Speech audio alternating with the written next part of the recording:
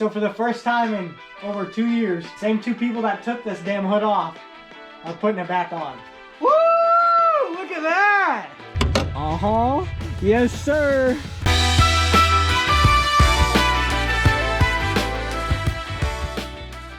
Hey guys, it's Mojo, and we are back working on the Charger. I've been a long ways from home the last 5 days. I work 3 hours away from home right now, currently 5 days a week, which really sucks for the build, obviously. And this is my first day back home. And to be honest with you guys, I really don't want to be working on this right now because I want to spend time with my girlfriend and just enjoy being at home for a day. But I'm making this content for you guys. This is what I do. This is going to be my future job, so I have to be able to do this stuff when I don't want to do it.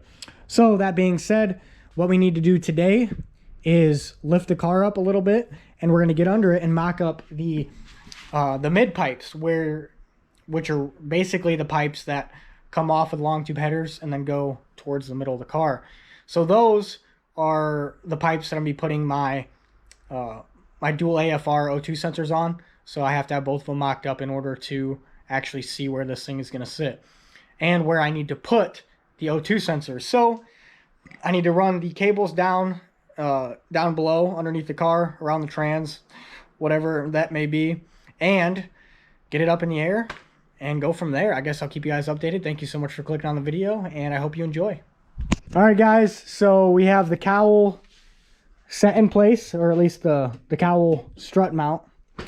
That's in place, and we have the brand new from Mopar wiper cowl. And I tell you what, camera does not do this thing justice. This thing looks fantastic. There's only a couple spots where I just kind of wasn't pleased, but what do you do, right? I mean, you can't even see that on camera. That's how picky I am. But anyway, we're going to set this in place.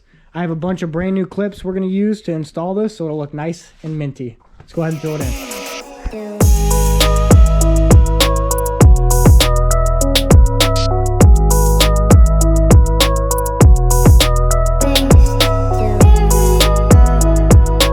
So for the first time in over 2 years, the same two people that took this damn hood off are putting it back on.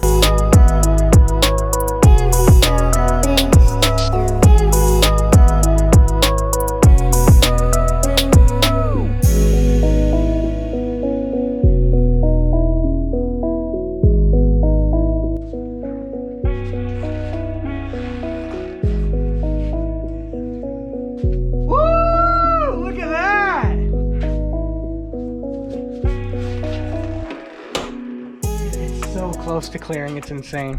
Okay guys, so my GoPro battery died last night, but we got the hood on, and as you can tell basically by my setup here, we had to cut some shit. So hopefully you guys can see this, but basically we couldn't run my ducting for the hood scoop from the SRT. I couldn't run that felt piece, or that the SRT interior looking, I don't even know what to call it, guys. It's just like a cover that says SRT. And so we had to cut out a bunch of this. You can see where the paint line was, but we're ending up having to cut all the way up here, and I'm just going to cut across and kind of feather it out. But first I'll do is cut this. I already have it marked.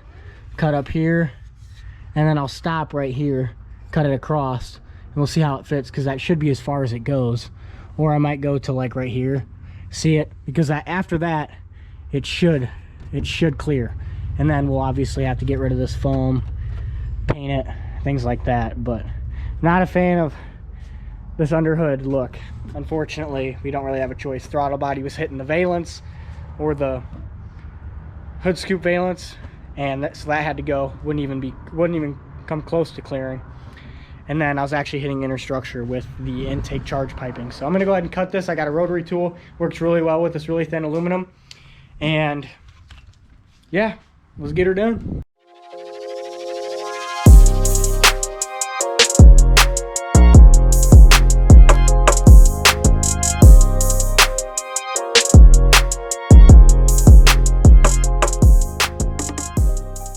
So I've cut out quite a bit today so far. It still doesn't quite clear.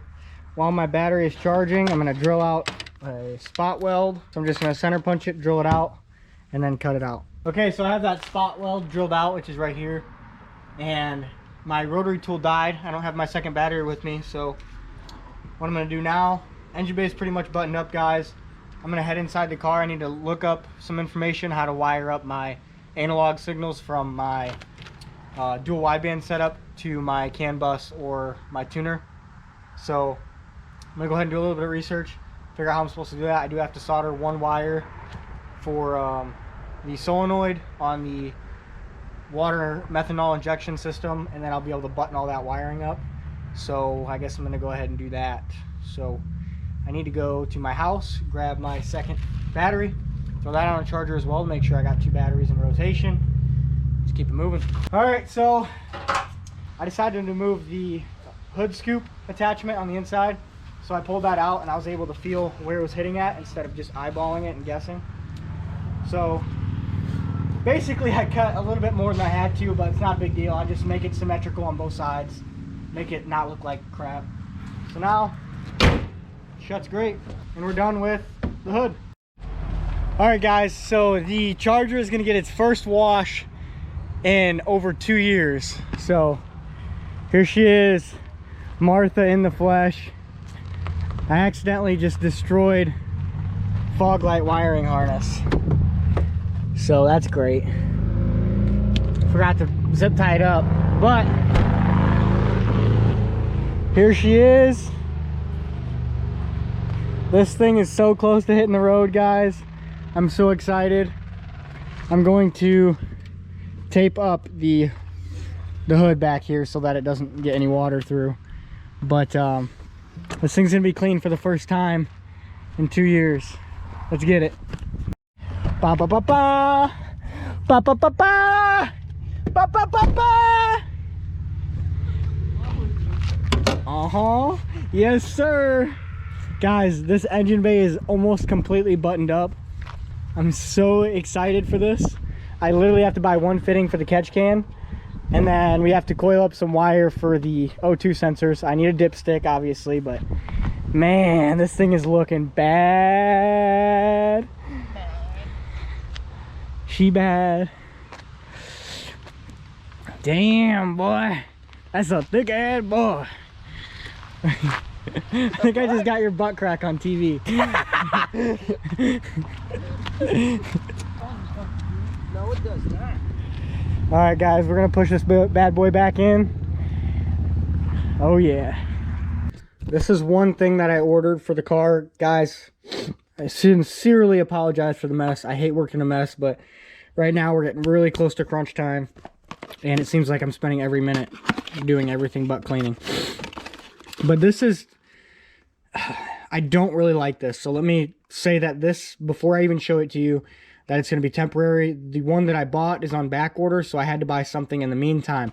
So this is going to be my disconnect switch for the, for all my gauges. Everything that I have ran behind the radio is going to be my disconnect switch. So on, off, it's really simple. It looks like I just have to remove this screw in order to pull this knob off, and then I'm not sure why this is so large in the back, but here is info on it, part number, master disconnect. It's probably rated for way more amps than I'm going to push, but needless to say, this is going to get power on and off through a switch to my my power distribution center. So it's going to work for now.